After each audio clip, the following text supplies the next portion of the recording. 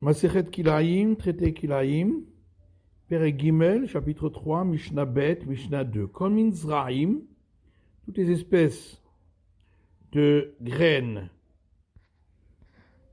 que l'on fait pousser dans les champs, Enzorim ba'aruga.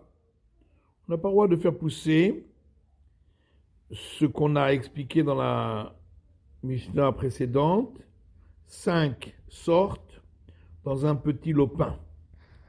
Parce qu'étant donné que on les fait pousser dans un grand champ, si on fait pousser 5 sortes dans un petit lopin, ça ressemble à un mélange d'espèces. V'chol min yirakot.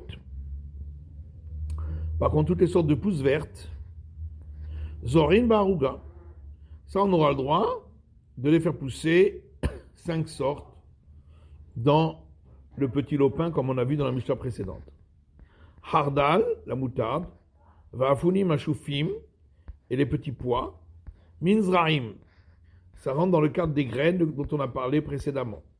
Afudim agamlanim, mais les gros pois, minyarak, ça rentre dans les pousses vertes dont on a parlé précédemment. Gvul shaya gavo à tefach.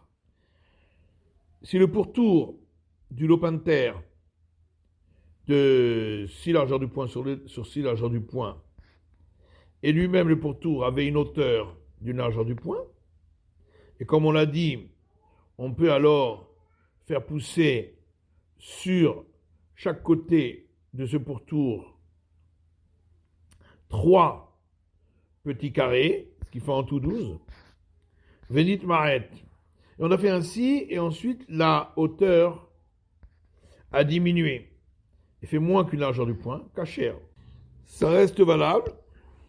Shaya kacher mitrilato. Parce que au départ, lorsqu'on a planté, c'était valable. Ça avait la bonne mesure.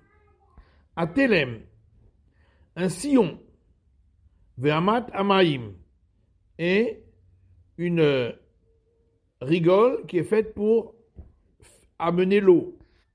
Chez Mamoukim Tefach, qui a une profondeur d'une largeur du poing et une largeur de 6.